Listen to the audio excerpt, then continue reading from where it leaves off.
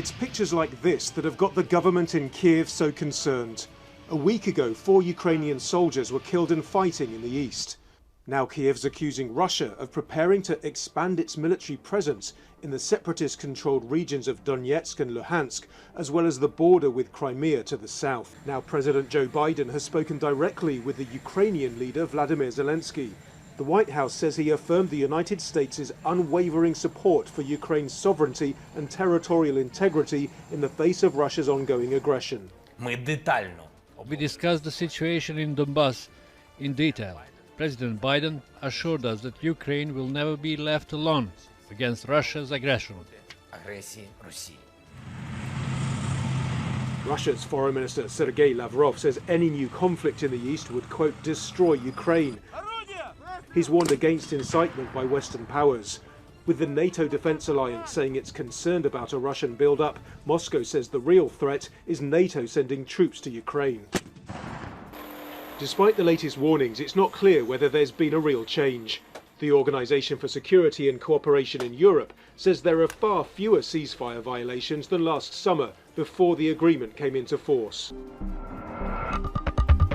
Russia's aggression is very real in Ukraine, which Russia invaded in 2014. In March of that year, the Russian military organized a phony referendum in Crimea to justify annexing the peninsula. Months later, Russia fomented a war in Ukraine's Eastern Donbas region.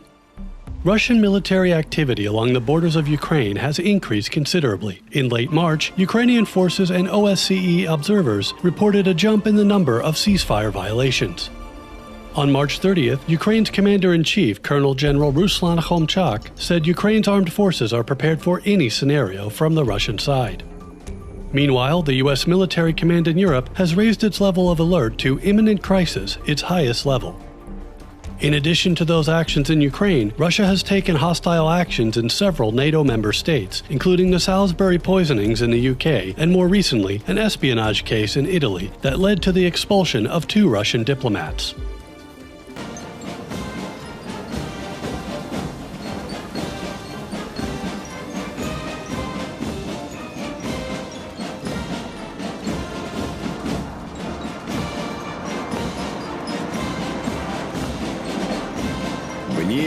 Zelensky took to Twitter to accuse Moscow of intimidation, saying that the reports of a Russian military buildup were meant to undermine ceasefire negotiations. Over the last week, Ukraine has reported Russian troop movements both in the Crimea, the peninsula annexed by Moscow in 2014, and along the border.